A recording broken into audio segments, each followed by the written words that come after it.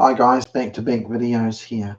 Um, I just read a book by Christopher Lacache about a guy called Brownson. But yeah, so I got these books with the intention of getting some wisdom for myself, and so I'm going to read another little book and share. Um, this book is one of the volumes from behind here called The Story of Civilization. Rousseau and Revolution, written by Will and Ariel Durant.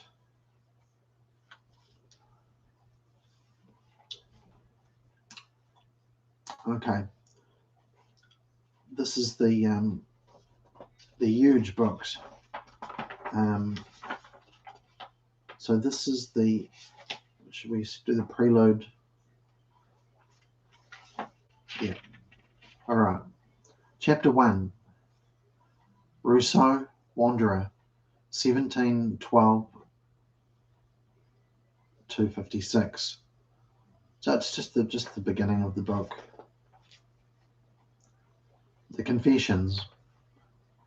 How did it come about that a man born poor, losing his mother at birth, and soon deserted by his father, afflicted with a painful, humiliating disease, left to wander for 12 years among alien cities and conflicting faiths, repudiated by society and civilization, repudiating Voltaire, Diderot, the Encyclopedia, and the Age of Reason, driven from place to place as a dangerous rebel, suspected of crime and insanity, and seeing in his last months the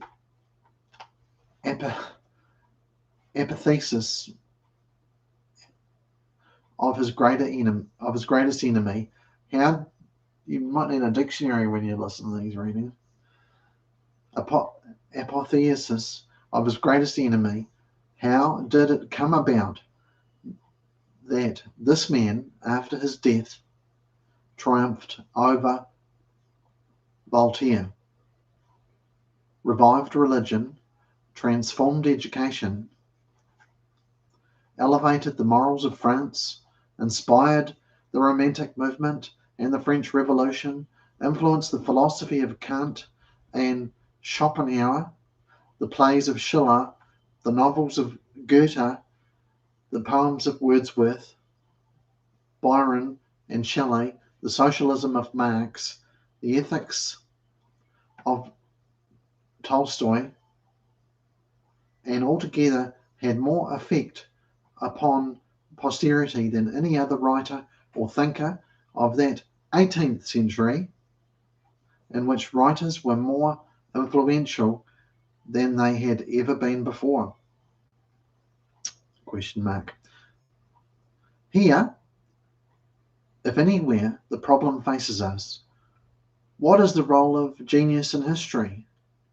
Of man versus the mass and the state? Question mark. Europe was ready for a gospel that would exalt feeling above thought. It was tired of the restraints of customs, conventions, manners, and laws. It had heard enough of reason, argument, and philosophy. All this riot of unmoored minds seemed to have left the world devoid of meaning, the soul empty of imagination and hope. Secretly, men and women were longing to believe again. Paris was weary of Paris, of the turmoil and hurry, the confinement and mad competition of city life. Now it idolized the slower pace of the countryside, where a simple routine might bring health to the body and peace to the mind, where one might see modest women again, where all the village would meet in weekly armistice at the parish church. And this proud progress, this vaunted emancipation of the mind, had they put anything in place of what they had destroyed? Had they given men a more intelligible or inspiring picture of the world and human destiny? Had they improved the lot of the poor or brought consolation to bereavement or pain? Rousseau asked these questions, gave form and feeling to these doubts, and after his voice was stilled, all Europe listened to him.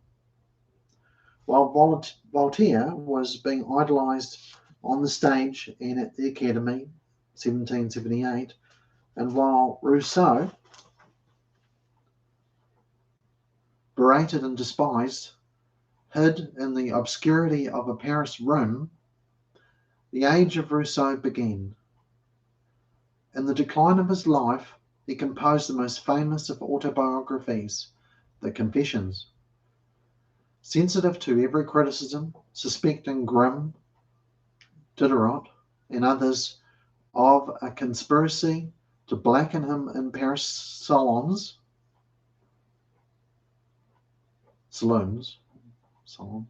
in the memories of Meme d'Épinay, he began in 1762, on the urging of a publisher, to write his own account of his history and character. All autobiography, of course, is vanity, but Rousseau, condemned by the Church, outlawed by 3 states, and deserted by his closest friends, had the right to defend himself, even at great length. When he read some passages of this defence to gatherings in Paris, his foes secured a government ban on further public readings of his manuscript. Discouraged, he left it at his death with a passionate plea to posterity.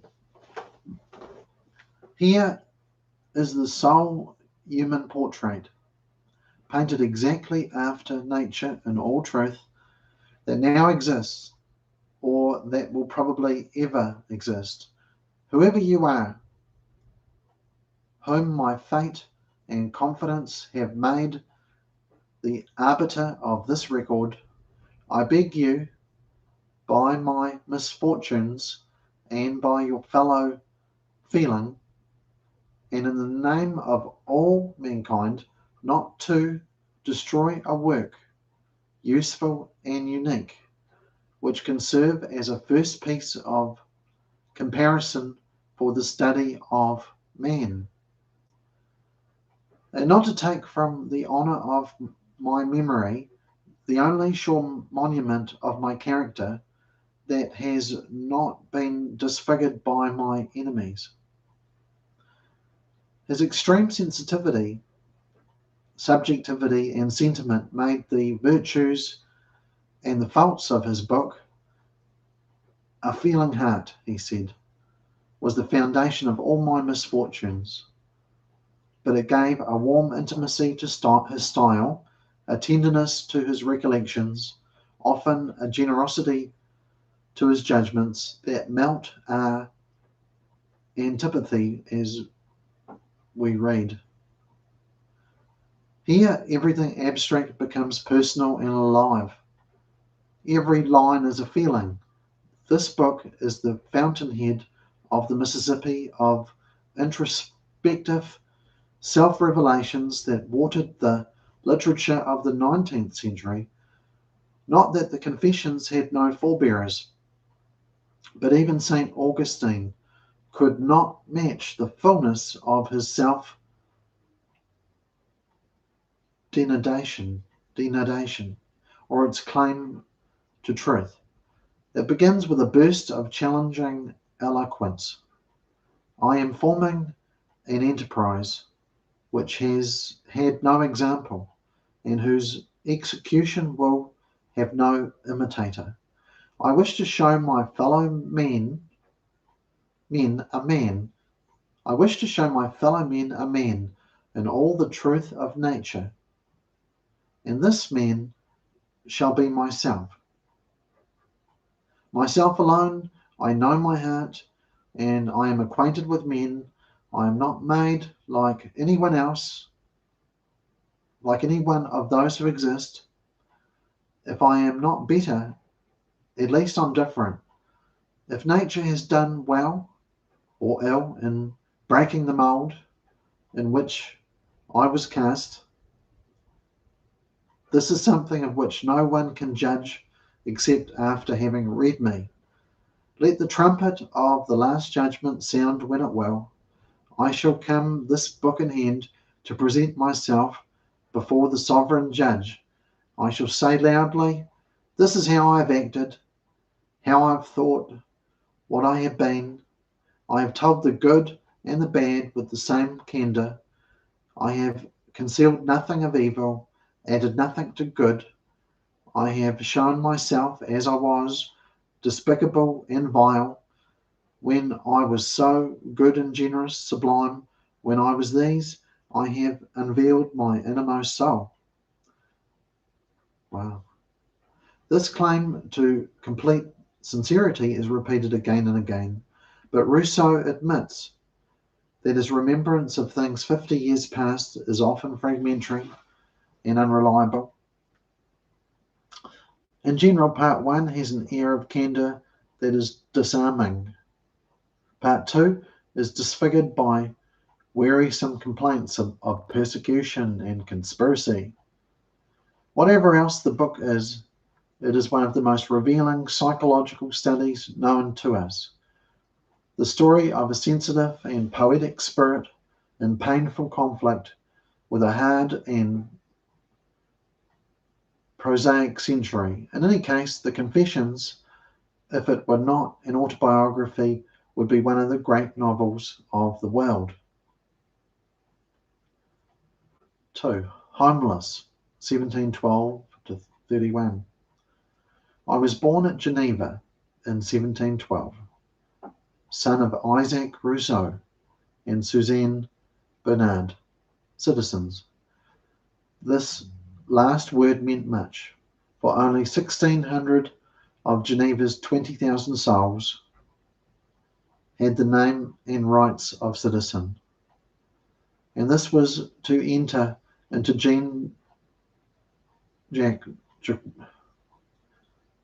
French name here, Jean-Jacques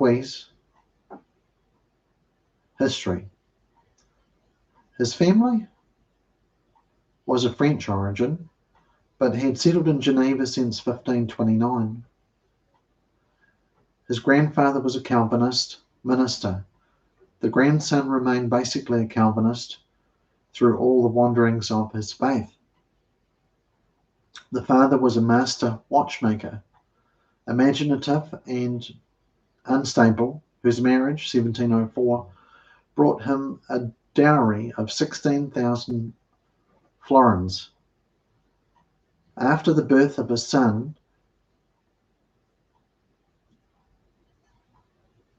Francois, he left his wife. It's spelled Francois.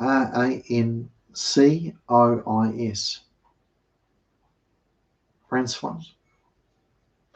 He left his wife 1705 and travelled to Constantinople, where he remained for 6 years. Then he came back for reasons unknown, and I was the sad fruit of his return. The mother died of puerperal fever within a week of Jean-Jacques' birth. I came into the world with so few signs of life that little hope was entertained of preserving me. An aunt nursed and saved him, for which he said, I freely forgive you. This aunt sang well, and may have given him a lasting taste for music.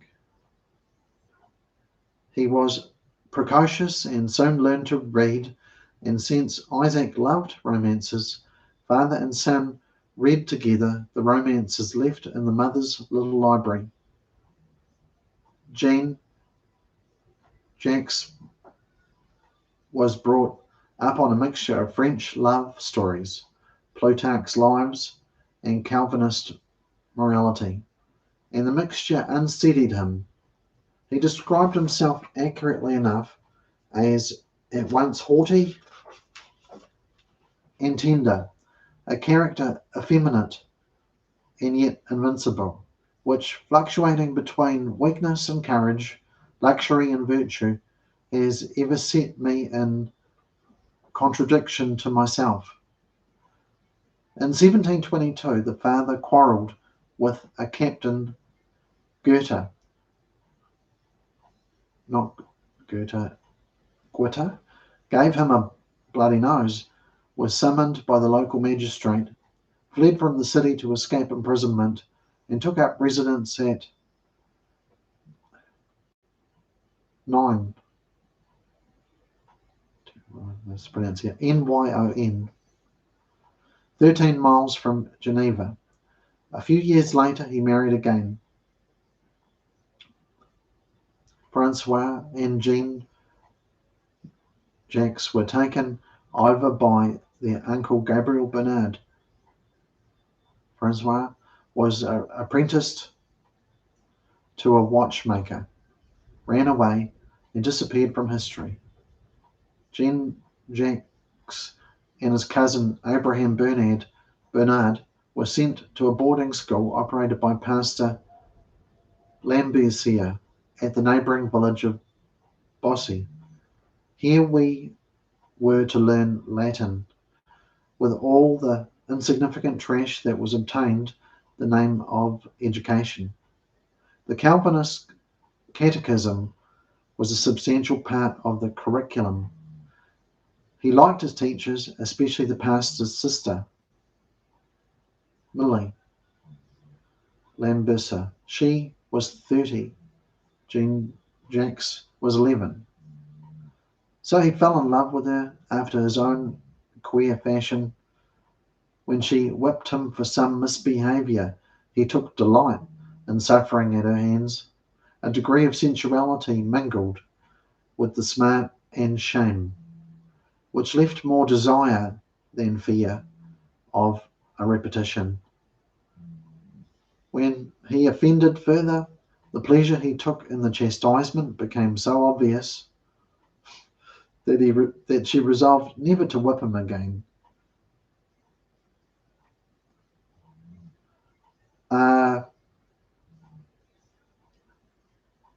I just spell it Masochiistic.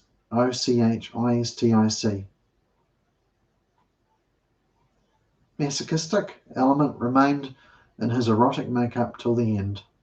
Thus I passed the age of puberty with a constitution extremely ardent, without knowing or even wishing for any other gratification of the passions than what Miss Lambercier had innocently given me an idea of, and when I became a man, that childish taste, instead of vanishing, only associated with the other.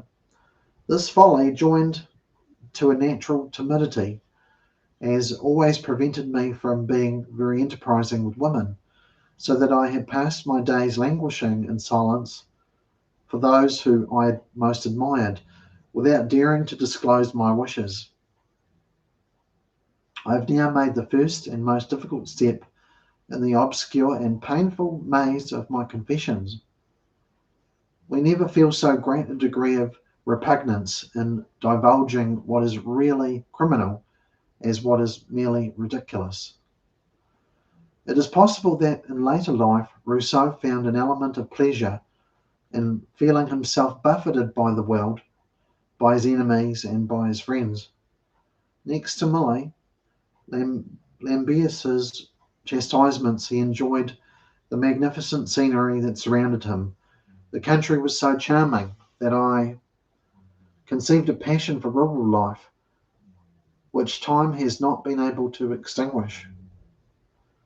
Those 2 years at Bossy were probably the happiest that he had ever experienced, despite his discovery of injustice in the world. punished for an offence that he had not committed. He reacted with lasting resentment, and thereafter he learned to dissemble, to rebel, to lie. All the vices common to our years began to corrupt our happy innocence. He never advanced further in formal or classical education. Perhaps his lack of balance, judgment, and self-control, and his subordination of reason to feeling were in part due to the early end of his schooling. In 1724, aged 12, he and his cousin were recalled to the Bernard household. He visited his father at 9, I haven't pronounced that right, and there fell in love with Millie Volson, who rejected him, and then with Millie Gotten, who, while she took the greatest liberties with me, would never permit any to be taken with her in return. After a year of vacillations, he was apprenticed to an engraver in Geneva. He liked drawing and learned to engrave watch cases. But his master beat him severely for some minor offences, and drove me to vices I naturally despised, such as falsehood, idleness, and theft. The once happy boy turned into a morose and unsociable introvert. He consoled himself with intense reading of books borrowed from a nearby library, and with Sunday excursions into the countryside. On 2 occasions he dallied so long in the fields that he found the city gates closed. When he tried to return, he spent the night in the open, reported for work, half-dazed, and received a special thrashing. On a third such occasion, the memory of these beatings made him resolve not to return at all. Not yet 16, March 15th, 1728, without money and with nothing but the clothes on his back, he marched on to Configgen in Catholic Savoy, some 6 miles away. There he knocked at the door of the village priest, Pierre Bernard de Pointereux. Perhaps he had been told that the old cure was so anxious to convert stray Genevans that he fed them well on the theory that a full stomach makes for an orthodox mind. He gave Jean-Jacques a good dinner and bade him to go to Aniki, where you will find a good and charitable lady whom the bounty of the king enables to turn souls from those errors she has happily renounced. This, Rousseau adds, was Mimi de Warren's, a new convert, to whom the priests contrived to send those wretches who were disposed to sell their faith, and with these she was, in a manner, constrained to share a pension of 2,000 francs bestowed upon her by the King of Sardinia. The homeless youth thought a part of that pension might be worth a mass. 3 days later, at Annecy, he presented himself to Mummy Francesco Louise La Tour d'Aranon de Warrens. Sorry for butchering the French. She was 29, pretty, gracious, gentle, generous, charmingly dressed. There could not be a more lovely face, a finer neck, or handsome arms more exquisitely formed. Altogether, she was the best argument for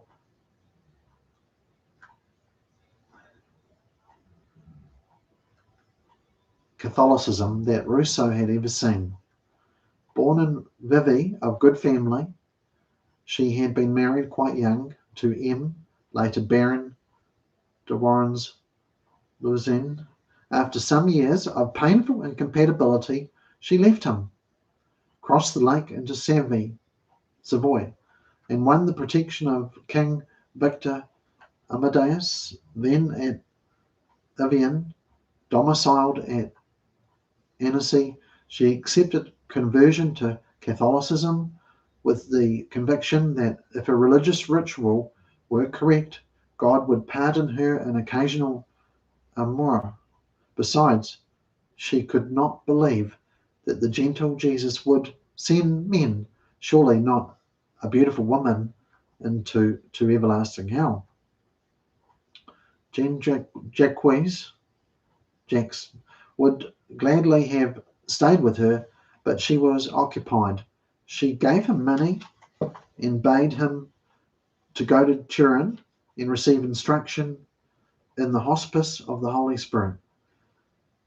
He was received there on April 12, 1728, and on April 21st he was baptized into the Roman Catholic faith. Writing 34 years later, 8 years after his return to Protestantism, he described with horror his experience at the hospice, including an attempt upon his virtue by a Moorish fellow catechum. He imagined that he had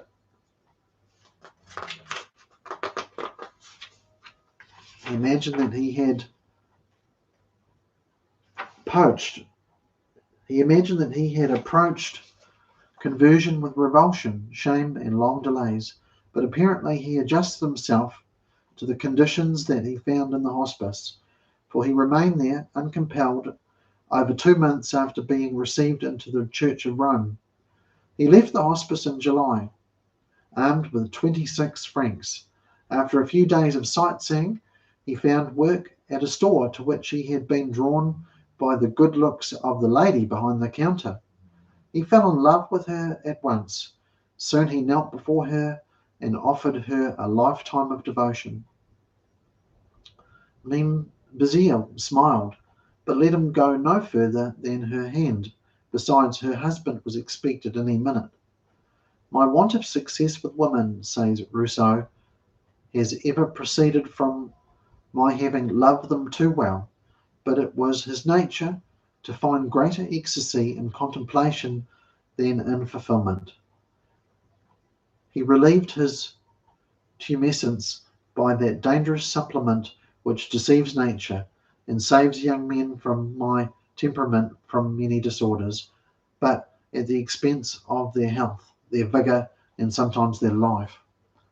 This practice, made hectic by terrifying prohibitions, may have played a secret role in promoting his irritability, his romantic fancies, his discomfort in society, his love of solitude. Here, the confessions are frank beyond precedent. My thoughts were incessantly occupied with girls and women, but in a manner peculiar to myself. These ideas kept my senses in a perpetual and disagreeable activity. My agitation rose to the point where, unable to satisfy my desires, I inflamed them with the most extravagant manoeuvres. I went about seeking dark alleys, hidden retreats, where I might expose myself at a distance to persons of the other sex, in the stare wherein I would have wished to be near them. That which they saw was not the obscene object. I did not dream of that. It was the ridiculous object, the buttocks. The foolish pleasure which I had in displaying it before their eyes cannot be described. From this there was but a step to the desired treatment, whipping, and I do not doubt that some resolute woman in passing would have given me the amusement if I had the audacity to continue. One day I went to place myself at the back of a court in which was a well where the young women of the house often came to fetch water. I offered to the girls a spectacle more laughable than seductive. The wisest among them pretended to see nothing. Others began to laugh, others felt insulted and raised an alarm.